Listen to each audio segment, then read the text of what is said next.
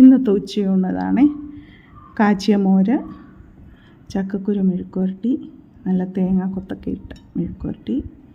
ഇത് വാഴപ്പിണ്ടി തോരൻ. വാഴപ്പിണ്ടിയിൽ പയറൊക്കെ ഇട്ട്, ചെറുപയറൊക്കെ ഇട്ട് വാഴപ്പിണ്ടി തോരന്.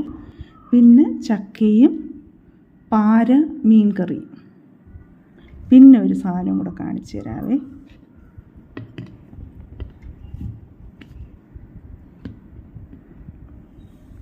ഇതെന്തോന്നറിയാവോ?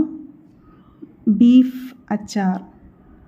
കണ്ടില്ലേ, എല്ലാം ബീഫാണ് കേട്ടോ. ഇത് മുഴുവൻ ചെറിയ പീസാക്കി നല്ല വേവിച്ച് വറുത്തെടുത്ത ബീഫാണ്. നല്ല ടേസ്റ്റാണ്.